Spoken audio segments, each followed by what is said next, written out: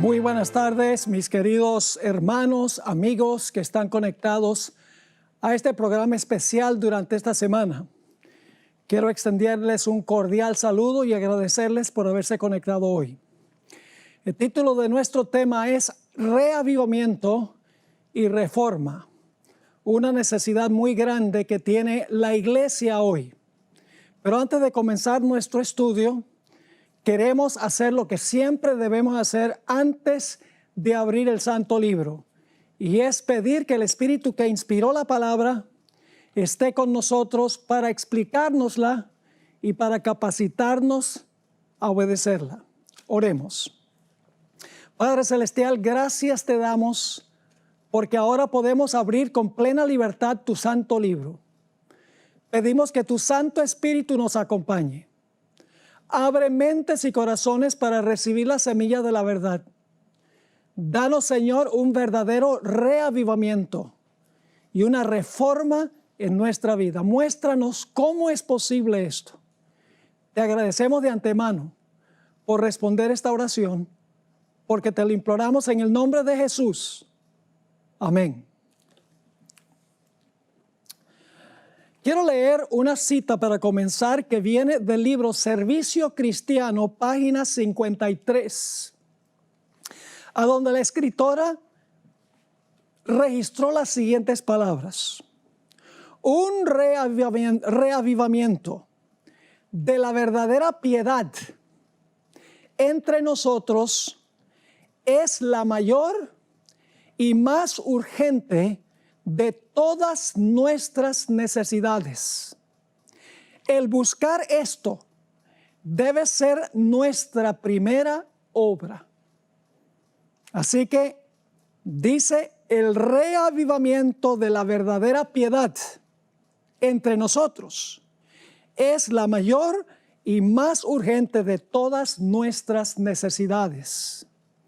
Pero esto nos lleva a preguntar, ¿qué es reavivamiento y qué es reforma?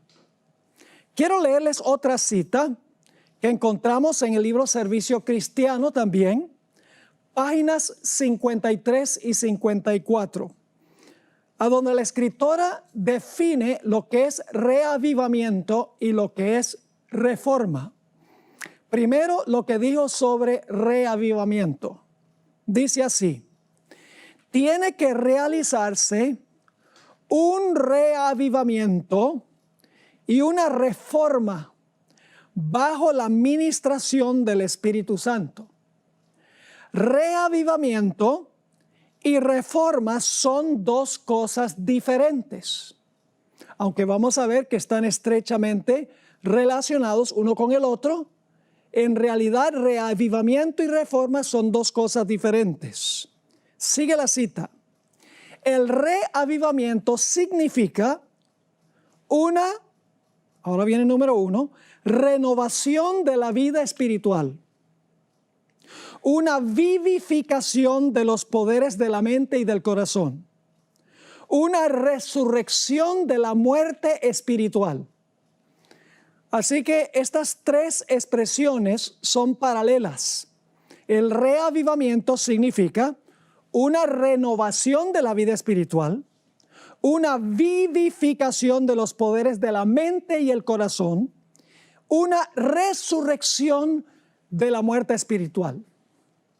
Y luego explica lo que es reforma. En la página 54 sigue la cita. La reforma significa una reorganización, un cambio en las ideas y teorías. Ideas y teorías es algo que tenemos en nuestra mente, en nuestro pensar. Es decir, la reforma significa un cambio en nuestra forma de pensar. Sigue diciendo, la reforma significa una reorganización, un cambio en las ideas y teorías, en los hábitos y prácticas. Tiene que ver con la conducta. Es decir, la reforma significa pensar distinto y actuar distinto. Sigue la cita. La reforma no producirá los buenos frutos de la justicia al menos que esté vinculada con el reavivamiento del Espíritu. El reavivamiento y la reforma han de realizar su obra señalada, y al hacer esta obra, ambas deben combinarse. Es decir, reavivamiento y reforma van juntos o juntas. Ahora, reavivamiento sin reforma no es verdadero reavivamiento. Una reforma sin reavivamiento no es una verdadera reforma. Reavivamiento sin reforma es sentimentalismo o emocionalismo. Y reforma sin reavivamiento es legalismo o fanatismo. Es decir, tienen que ir juntos estos dos elementos, el reavivamiento y la reforma. Ahora, si ustedes estuvieran manejando su automóvil por una carretera en invierno, está nevando, la carretera está muy resbalosa, ¿en cuál de las dos zanjas preferiría caer? ¿En la zanja derecha o en la zanja izquierda? Yo creo que ninguno de las dos zanjas, porque igual ya no podrían andar en el carro. Es decir, los dos extremos son reavivamiento sin reforma y reforma sin reavivamiento. Ninguno de estos dos sirve para nosotros últimamente alcanzar la salvación. Ahora vamos a notar la historia del primer pecado que se cometió en la historia. El pecado de Eva y de su esposo Adán. Al principio, cuando ellos pecaron, procuraron justificar lo que habían hecho dando excusas. No entendían la enormidad de su pecado. Para ellos, sencillamente habían transgredido un reglamento que Dios les había dado. El corazón engañoso de ellos, antes de su conversión, los llevó a justificar su pecado ofreciendo excusas. Vamos a leer Génesis 3 y el versículo 9 al 13, a donde tenemos el registro de lo que ocurrió después que Adán y Eva pecaron. Dice en el versículo 9, mas Jehová Dios llamó al hombre y le dijo, ¿dónde estás tú? Y él respondió, oí tu voz en el huerto y tuve miedo, porque estaba desnudo y me escondí. Y Dios le dijo, ¿quién te enseñó que estabas desnudo? ¿Has comido del árbol de que yo te mandé no comieses? Y el hombre respondió, ahora viene la excusa, la mujer que me diste por compañera me dio del árbol y yo comí. En realidad está culpando a Dios porque dice, si tú no me hubieras dado esa mujer, yo no hubiera pecado. Y luego el versículo 13 dice, entonces Jehová Dios dijo a la mujer, ¿qué es lo que has hecho? Y dijo la mujer, la serpiente me engañó y comí. Le está echando la culpa también, no solo a la serpiente, sino a Dios. Dios, si tú no hubieras creado la serpiente, yo no hubiera comido el fruto que me ofreció la serpiente. Es decir, ellos no ven la seriedad de su pecado, la profundidad de su pecado, lo terrible que iba a ser el resultado de su pecado.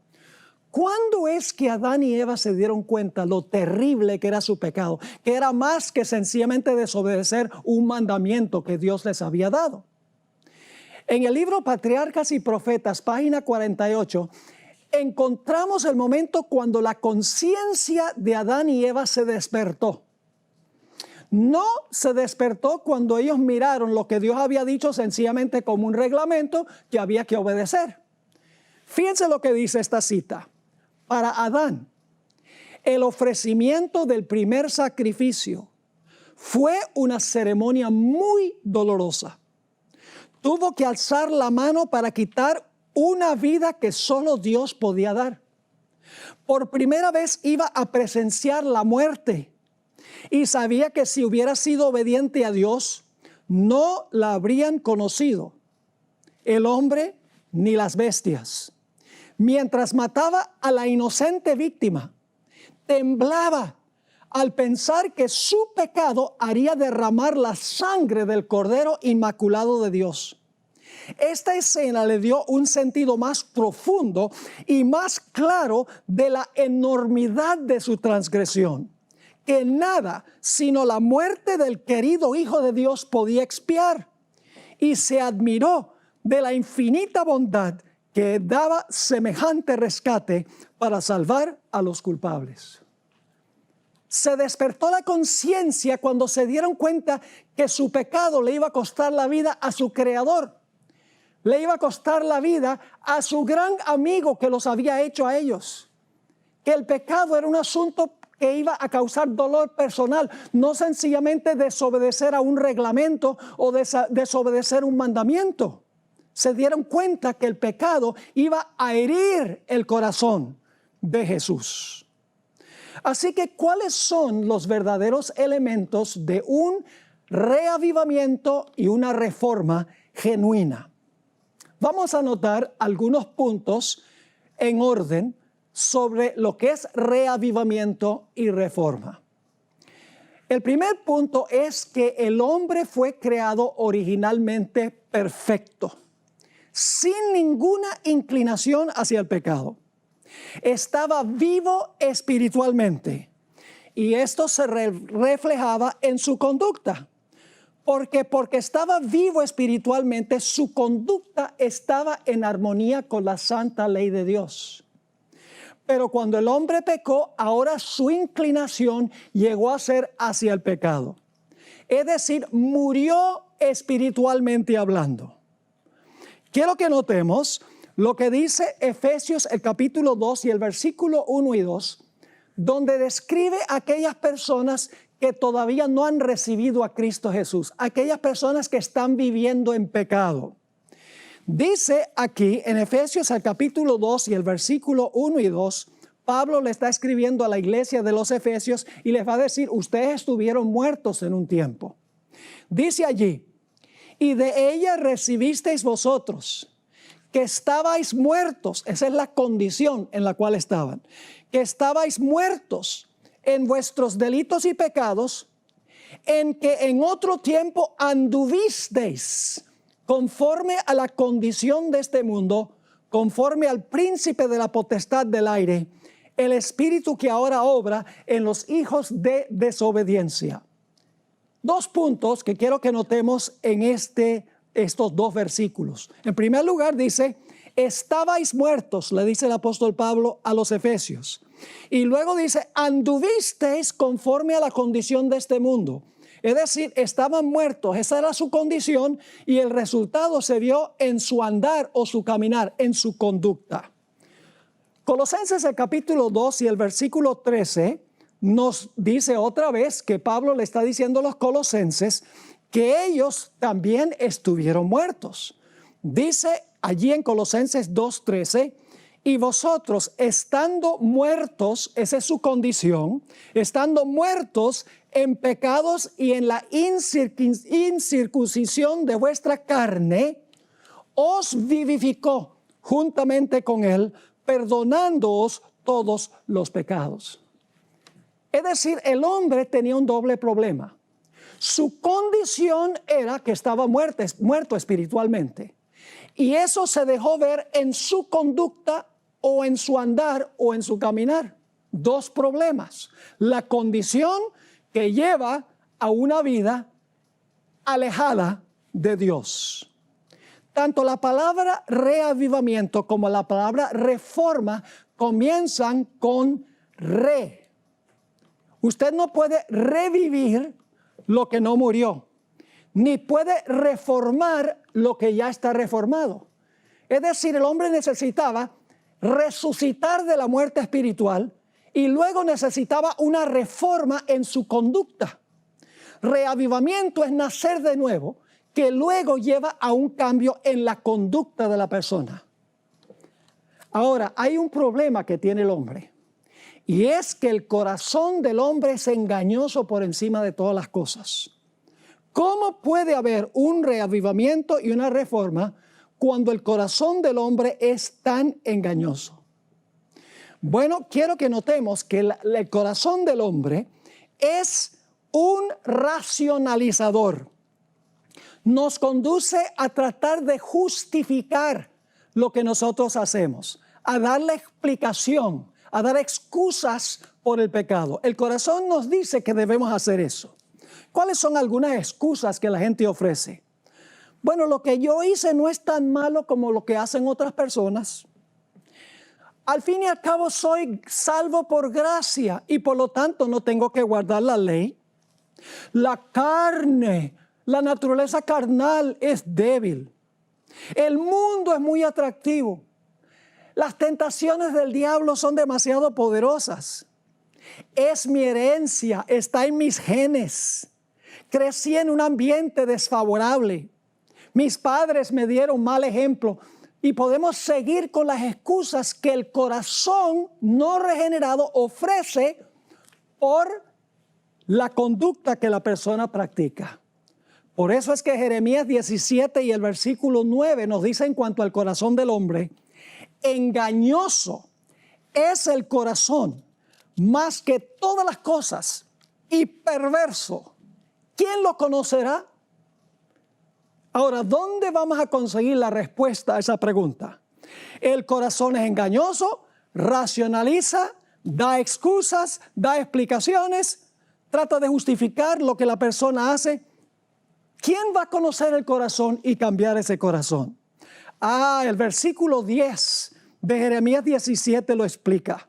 Aquí Dios responde: yo, Jehová, conoce el corazón. Yo, Jehová, que escudriño el corazón y pruebo los riñones para dar a cada uno según su camino, según el fruto de sus obras.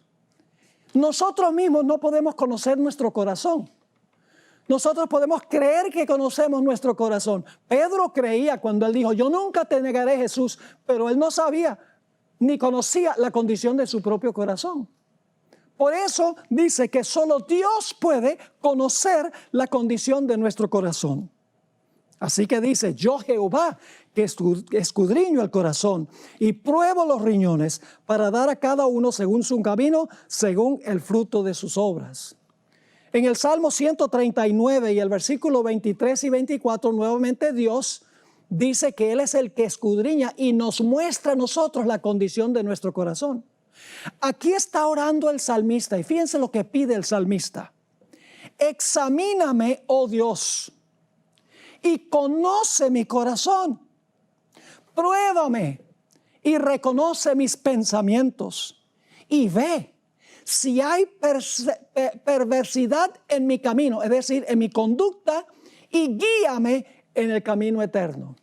Así que el salmista dice: examíname, oh Dios, conoce mi corazón, porque nosotros no podemos. Pruébame y reconoce mis pensamientos.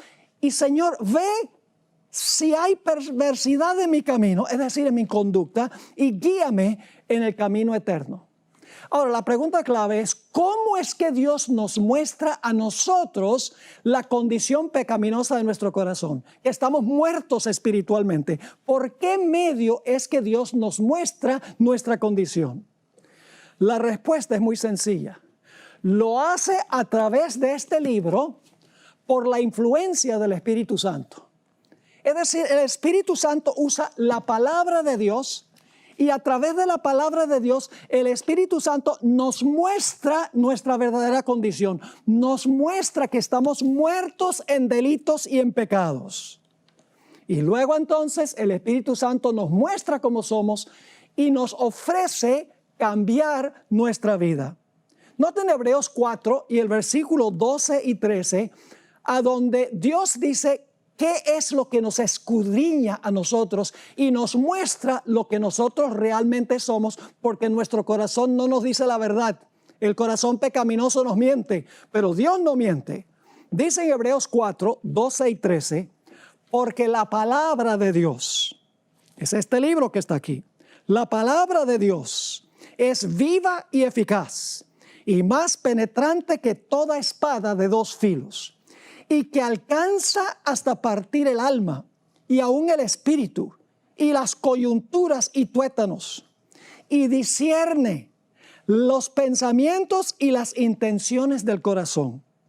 Y no hay cosa creada que no sea manifiesta en su presencia, es decir, en la presencia de la palabra.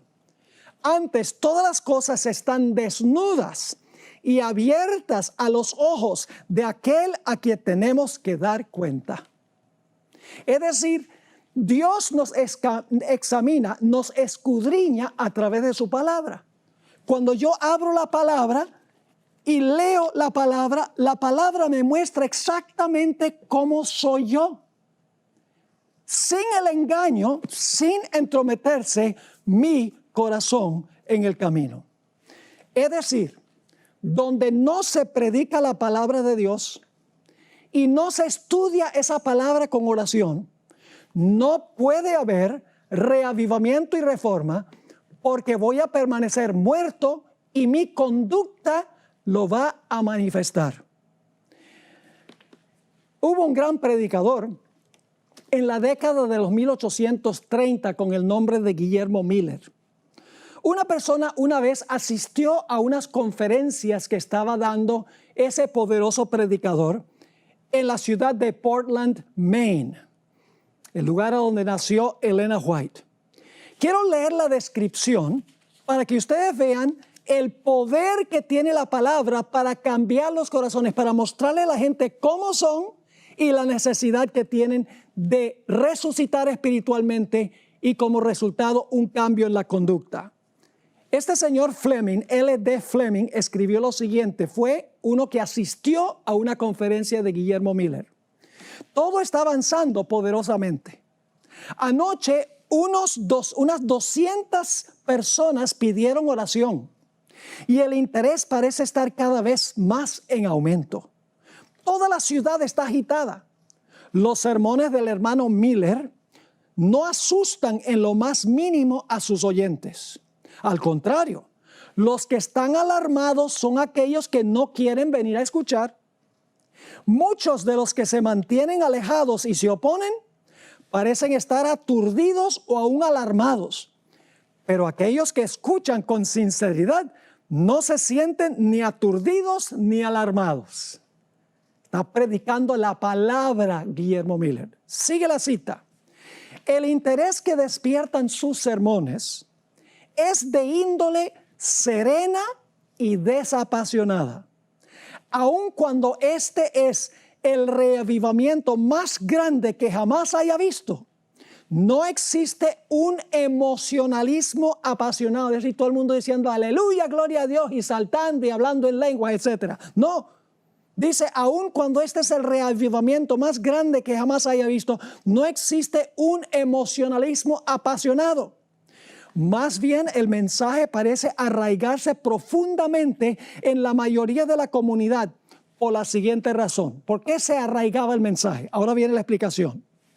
El hermano Miller sencillamente toma la espada del Espíritu, la Biblia, la desenvaina y coloca su afilada orilla en el corazón desnudo y la espada corta, penetra como leímos en Hebreos 4. Esto es todo. Ante el filo de esta arma poderosa, la infidelidad cae. El universalismo, que es la idea de que todos se van a salvar, inclusive el diablo, el universalismo se marchita, falsos fundamentos se desvanecen y los mercadores de Babilonia se maravillan. Y luego este individuo escribe, me parece a mí que esto debe parecerse más a los reavivamientos apostólicos que cualquier otro evento que hayan visto mis ojos en los tiempos modernos. Es decir, esto es como un reavivamiento que hubo en la época apostólica. Elena White, en la revista Signs of the Times, mayo 17, 1883, escribió algo parecido. Escribió lo siguiente: la mundanalidad en la iglesia, que es la mayor causa de la muerte espiritual. ¿Cuál es la mayor causa de muerte espiritual? La mundanalidad en la iglesia, dice ella. La mundanalidad en la iglesia, que es la mayor causa de la muerte espiritual, se debe a la influencia de miembros egoístas y ociosos. Hay que coartar esta enfermedad mortal. ¿Y cómo es que se corta esa enfermedad mortal? del corazón del ser humano. Sigue la cita. El bisturí del cirujano corta profundo. Aquí está Hebreos 4 que leímos. Nuevamente, el bisturí del cirujano corta profundo cuando es necesario remover material putrefacto y pestilente. Asimismo, la palabra de Dios, más aguda que toda espada de dos filos, debe cortar hasta el corazón, o el mal nunca será quitado. Supongamos que una persona tiene problemas con pornografía. Es un problema grandísimo, no solamente fuera de la iglesia, sino dentro de la iglesia. Y un día, una persona que tiene serios problemas con pornografía está leyendo el Evangelio según San Mateo, el capítulo 5, donde dice: Jesús, habéis oído en el antaño, no cometerás adulterio. Pero yo os digo, cualquiera que mira a una mujer para codiciarla, ya adulteró en su corazón. Ahora, la persona empezó leyendo la palabra y ahora la palabra lo está leyendo a él. La palabra le está diciendo: ese eres tú. Tú eres el que tienes ese problema. Así que cuando leemos la palabra diagnostica el pecado de nuestra vida, nos muestra nuestro pecado, nos muestra que nosotros estamos alejados de Dios, que estamos espiritualmente muertos. Ahora, tenemos que venir a la Biblia con corazón abierto y sincero, y el deseo de practicar lo que nosotros aprendemos, porque si no, vamos a justificar toda clase de prácticas que no son bíblicas. Por ejemplo, vamos a defender que está bien comer carne de cerdo y está también igual bien guardar el domingo, que está bien ir al cine, escuchar música mundana, está bien el estilo de vida homosexual, está bien vestirnos inmodestamente. Si el corazón no es sincero, si no venimos a la Biblia para decir: Señor, habla que tu siervo oye, muéstrame exactamente cómo soy, el remedio que necesito, la resurrección que necesito, el corazón perverso del hombre va a justificar la conducta que nosotros estamos practicando. Pero ahora escuchen, no solamente la palabra de Dios, la Biblia en su totalidad nos muestra nuestra condición, nos muestra que estamos muertos espiritualmente y necesitamos una resurrección, sino que más específicamente los 10 mandamientos, la ley de Dios nos muestra nuestra condición. Romanos el capítulo 7 y el versículo 7, el apóstol Pablo escribió: ¿qué diremos pues? ¿La ley es pecado? ¿Qué responderíamos a eso? ¿La ley es pecado? En ninguna manera. Pero yo no conocí el pecado sino por la ley, porque tampoco conocería la codicia si la ley no dijera: no codiciarás. Es decir, los 10 mandamientos nos definen lo que es pecado y nos muestran a nosotros que somos pecadores, que estamos muertos espiritualmente.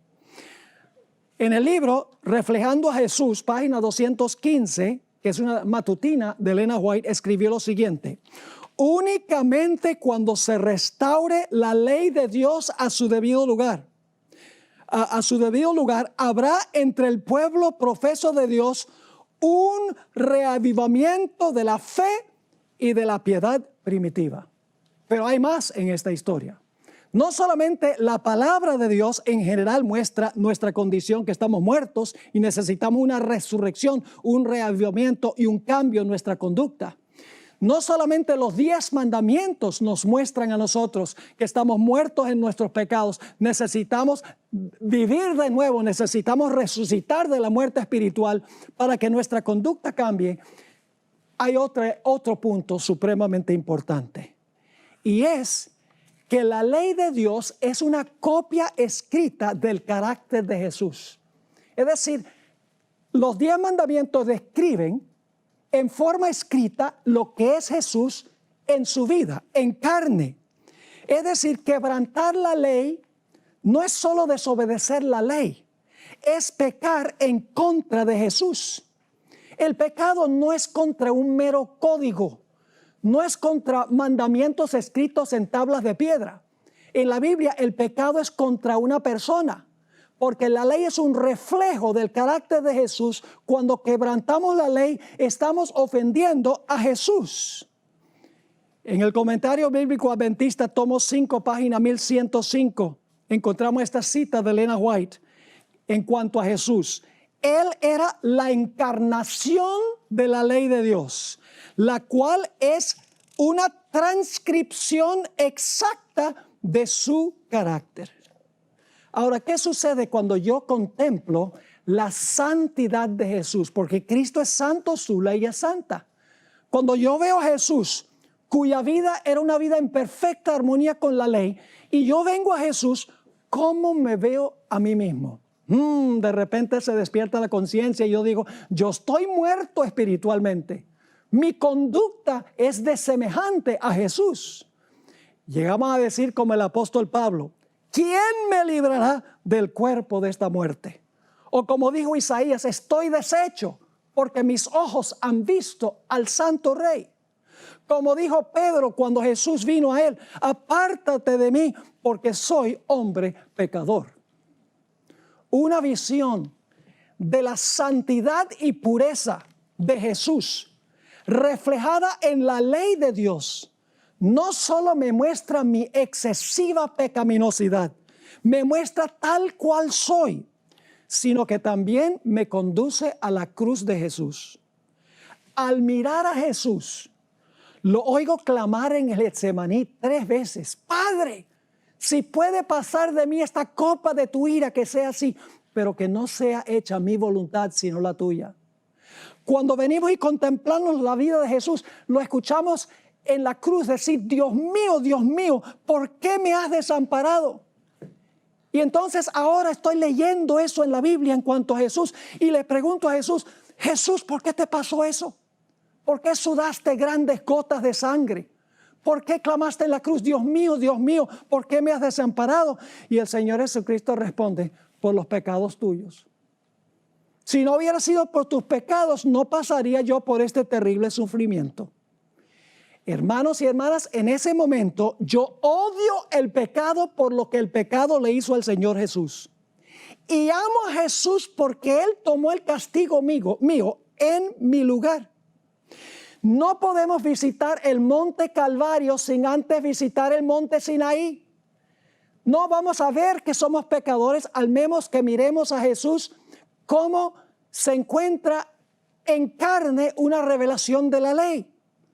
Es decir, el Sinaí, la ley, me muestra mi enfermedad y el Calvario muestra la cura de mi enfermedad. Una visión de la ley y la cruz nos lleva, escuchen bien, al arrepentimiento del pecado, a confesar el pecado y a confiar en los méritos de Jesús para el perdón. También nos llevará a tener un profundo deseo de reflejar el carácter de Jesús, porque mis pecados lo llevaron a la cruz, porque mis pecados hacen sufrir a Jesús. Y yo no quiero hacer sufrir a Jesús. Así que, mis queridos hermanos y hermanas, apreciados amigos, una visión de la cruz me lleva a un intenso deseo a ser en mi carácter como lo es Jesús. Me hace pensar de la historia del hijo pródigo que todos conocemos muy bien. El hijo pródigo se fue de la casa, deshonró a su padre, quebrantó un mandamiento, se acostó con rameras según su hermano, ahí está el 7º mandamiento. Además de eso, codició el dinero, por eso se llevó todo el dinero. Se fue por allá creyendo que iba a gozar la vida, terminó entre los cerdos y cuando estaba allá dice, ¿cuán bajo he caído yo? Estoy muerto espiritualmente, mi conducta es terrible. Y por lo tanto él dice, voy a regresar a la casa de mi padre y le voy a decir, he pecado contra los 10 mandamientos. Eso no es lo que dice. Él no dice, he pecado contra los 10 mandamientos. Él dice a su padre, he pecado contra el cielo, es decir, contra Dios y contra ti. Y no soy digno de ser llamado tu hijo.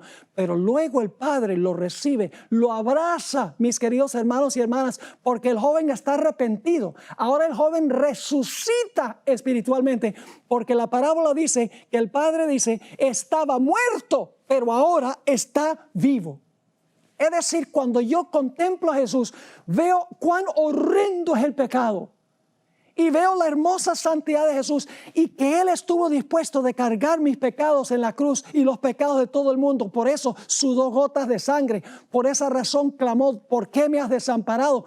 Por esa razón es que rogó que la copa de la ira de Dios le fuera retirada. Cuando yo veo eso, yo digo: ay, Señor Jesús, el pecado es terrible. Ay, pero gracias, Señor Jesús, por haber cargado mi culpa y haber sufrido lo que debo sufrir yo.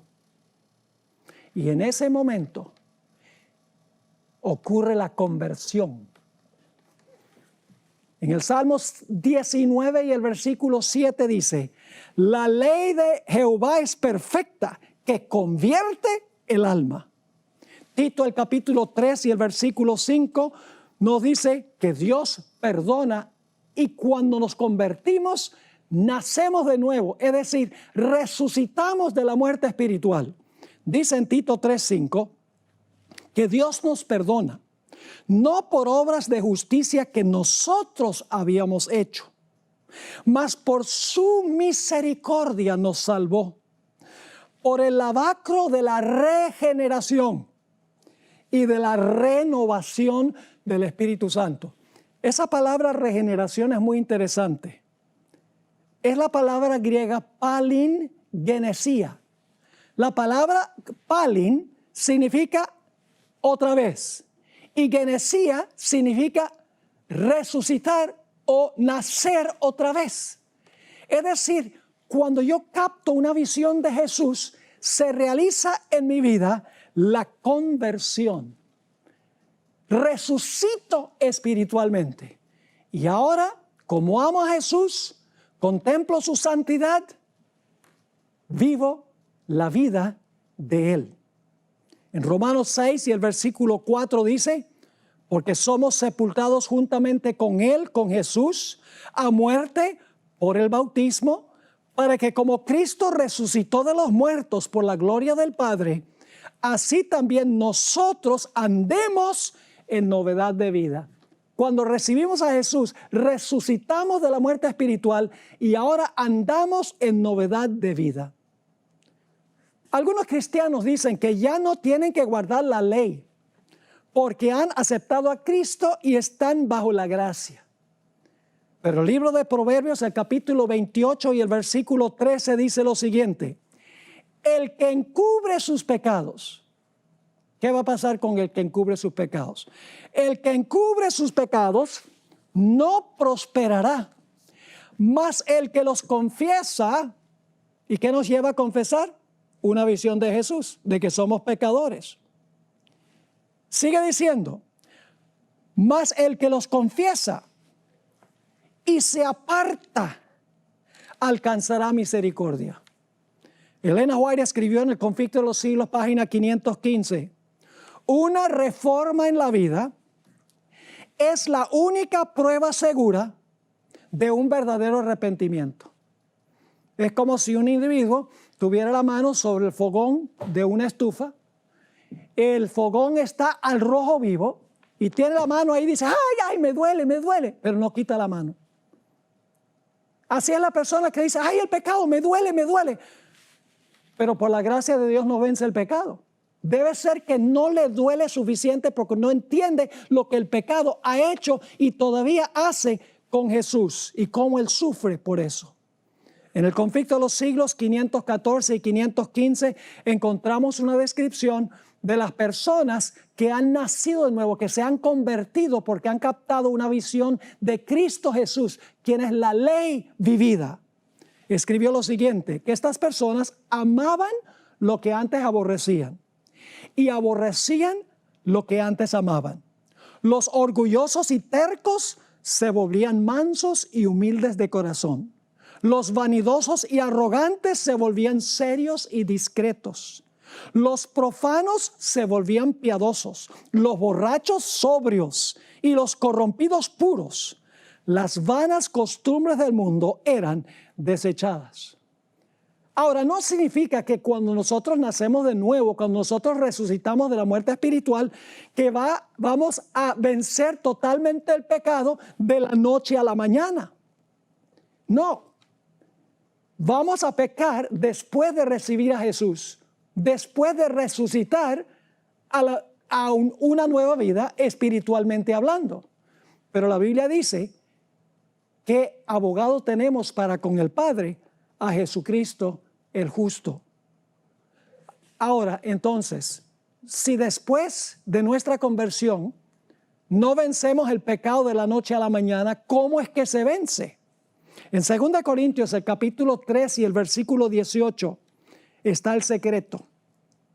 Dice el apóstol San Pablo: por tanto nosotros todos, mirando a cara descubierta como en un espejo la gloria del Señor, es decir, contemplando a Jesús, según hemos estado estudiando, somos transformados. Esta es la Reina Valera del 60, pero no capta el sentido del verbo en griego. En griego, en realidad dice: estamos siendo transformados de gloria en gloria en la misma semejanza como por el Espíritu del Señor. Es decir, después de nuestra resurrección espiritual, contemplamos diariamente a Jesús y de día en día vamos ganando victorias en nuestra vida espiritual a medida que contemplamos a Cristo Jesús como nuestro Salvador.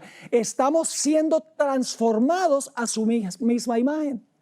Si yo estoy contemplando todas esas películas por televisión donde hay violencia, donde hay sexo ilícito, donde hay espiritismo, a donde hay matanzas, a donde hay envidias, pues mi mente reflejará eso.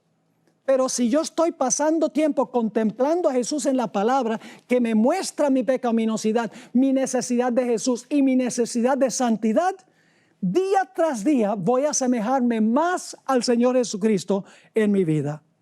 Al contemplar a Jesús en su palabra, somos transformados a su imagen de día en día. Cada día odio más el pecado y cada día amo más a Jesús por haber sufrido por mí. Me hace recordar una experiencia que yo tuve cuando era niño. Estudiaba primaria allá en la ciudad de Caracas, Venezuela. Y mi papá era el presidente de esa región del país, de la Misión Venezolana Oriental. Y la oficina de él quedaba en el segundo piso y la escuela quedaba en el primer piso. Y a mí me gustaba en el recreo subir al segundo piso a la oficina de mi papá cuando él viajaba, porque viajaba mucho. Y me gustaba sentarme en el escritorio y jugar que yo era el presidente de la misión.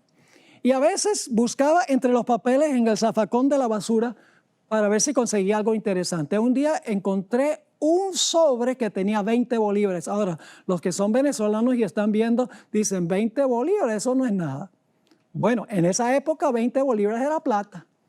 Así que me conseguí los 20 bolívares. Yo sabía que alguien había botado eso por accidente. Debería haberlo dicho. Pero el diablo me tentó y yo escuché la tentación. Y por no pecar solo, para compartir el pecado, me conseguí un compañero. Le dije: mira, yo me quedo con 10 y yo te doy 10 a ti. Bueno, en ese tiempo afuera del colegio se reunían gente que vendía caramelos y vendían refrescos y vendían papitas y toda clase de cosas que uno no debe comer porque hacen daño de todas maneras. Y nosotros salimos en el recreo y ¿qué no compramos ahí? Compramos de todo. Y los profesores se dieron cuenta. Y el rector de la institución nos llamó a la oficina, empezó a indagar y finalmente tuve que admitir lo que había pasado. Y él dijo: voy a tener que contarle a tus padres. Y yo dije: ay, la pela que me van a dar cuando llegue a la casa va a ser grande. Estaba triste, no por lo que hice. Estaba triste porque iba a recibir el castigo cuando llegara a la casa. Cuando llegué a la casa, pensé que mi mamá iba a estar esperándome con la correa en la mano. Pero cuando abrió la puerta, le chorreaban lágrimas por las mejillas. Y decía: hijo, me has decepcionado. Eso no es lo que nosotros te hemos enseñado. Ahora estaba triste no porque había quebrantado el mandamiento, no hurtarás, sino porque mi pecado había causado dolor a mi madre. Es decir, nosotros no vencemos el pecado para evitar el infierno o para tener la esperanza de ir al cielo. Sencillamente obedecemos la ley porque amamos al Señor Jesús. Punto final. En Venezuela, cuando yo era niño, pasaba mi tiempo cazando mariposas. Más tarde, cuando enseñé teología en la Universidad Adventista de Colombia, en la ciudad de Medellín, iba por allá. Algunos colombianos posiblemente estén conectados. iba al Picacho allá a cazar mariposas muy bonitas por allá. Por muchos años coleccioné mariposas, aprendí mucho en cuanto a los hábitos de ellos. Permítame compartir un poco sobre las mariposas. Una mariposa tiene dos nacimientos. Primeramente nació como un gusano. ¿A quién le gustan los gusanos? Bueno, no creo que a muchos les gusten los gusanos. El gusano se arrastra e infunde asco. El gusano luego come de una fuente a donde fueron colocados los huevos por la mariposa madre. Y el gusano crece hasta llegar a ser un gusano grande. Y luego el gusano va a nacer por segunda vez para convertirse en una linda mariposa. Este proceso milagroso se conoce como metamorfosis. La misma palabra que usa Pablo en 2 Corintios 3:18, estamos siendo transformados. Es la palabra griega metamorfoo. Es decir, cuando contemplamos a Jesús se realiza una metamorfosis. Este proceso milagroso cambia un gusano a una hermosa mariposa. Cambian los hábitos del gusano. Cambia la apariencia del gusano. Cambia lo que come el gusano. Cambia el lugar a donde vive el gusano. ¿Por qué? Porque las cosas viejas pasaron. Es una nueva creación, una nueva criatura por un milagro. El gusano no se convierte en mariposa esforzándose. Solo cambia por un milagro que se conoce como metamorfosis. Un gusano no puede convertirse en mariposa haciendo un esfuerzo. Una mariposa no es un gusano con alas, es una nueva creación. Usted no puede ver qué fue el milagro que ocurrió con ese gusano, pero sí puede ver los resultados. En 2 Corintios 5:17 nos dice lo que sucede cuando una persona recibe a Cristo Jesús. Dice, las cosas viejas pasaron, he aquí todas son hechas nuevas. Cuando nosotros nacemos de nuevo, al contemplar a Cristo Jesús, ver nuestra pecaminosidad, ver la santidad de Él, anhelar a ser como Él, pasa por nosotros una transformación, una metamorfosis y llegamos a ser nuevas criaturas. Una vez el Señor Jesucristo se encontró con un líder espiritual llamado Nicodemo, un hombre legalista. Él pensaba que podía ganarse el cielo obedeciendo la ley. Elena White, en El deseo de todas las gentes, página 143, escribió: el que está tratando de alcanzar el cielo por sus propias obras, observando la ley, está intentando lo imposible. No hay seguridad para el que tenga solo una religión legal, como los fariseos, que decían, vamos a obedecer la ley, así Dios nos salva. No obedecían la ley por amor, sino por ganarse el cielo y para que Dios no los enviara al infierno. No hay seguridad para el que tenga solo una religión legal, solo una forma de piedad. La vida, ahora escuchen esto, la vida del cristiano no es una modificación o mejora de la antigua. La gente cada vez dice, no, yo voy a mejorar, yo voy a ser mejor. El esposo que maltrata a la esposa dice, perdón, pero yo voy a mejorar. Es una promesa que no se puede cumplir a menos que haya un cambio en el corazón. Así que dice, la vida del cristiano no es una modificación o mejora de la antigua, sino una transformación de la naturaleza. Se produce una muerte al yo y al pecado y una vida enteramente nueva. Este cambio puede ser efectuado únicamente por la obra eficaz del Espíritu Santo. Ahora, cuando nacemos de nuevo, por así decirlo, cuando nacemos mariposas después de haber sido gusanos, tenemos que permanecer en Jesús. Yo recuerdo cuando vivía en Venezuela, iba a un parque en Venezuela, era Parque Nacional en ese tiempo, Parque Nacional Henry Pittier, a un lugar que se llamaba Guamitas, y allí cazaban mariposas lindas. Había unas mariposas azules, grandes azules, que tenían una manera muy particular de volar. No volaban derecho, sino subían y bajaban, subían y bajaban. La primera vez que yo llegué a ese parque, Yo tenía mi malla, tenía mi tabla para montar la mariposa, tenía el frasco con tetracloruro de carbono, el veneno para matar a la mariposa.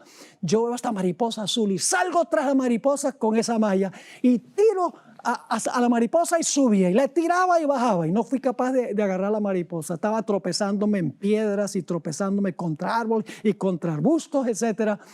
Y me di cuenta que el director del parque estaba presente allí y estaba riéndose a carcajadas. Y yo fui a donde él estaba y le dije, ¿por qué te ríes? Dice, me río viéndote perseguir a esas mariposas tratando de cazarlas. Dice, yo sé cuál es la debilidad de esas mariposas.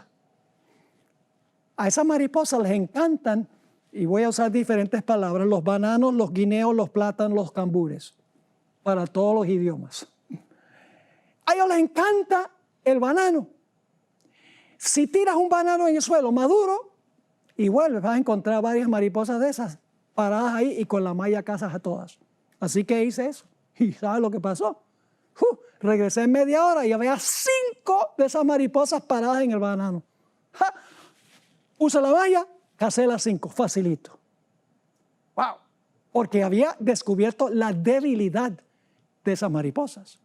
Varios años después regresé otra vez al parque, llevaba mi malla y mi equipo, y cuando entré por la puerta me vio el que estaba cuidando el parque y me dijo, ¿para dónde vas con esa malla? Yo dije, voy a cazar mariposas. Él dice, no, no vas a cazar mariposas. Porque desde que viniste la última vez, esto ha sido declarado un parque nacional, no se puede tocar ni la fauna, ni la flora, ni nada.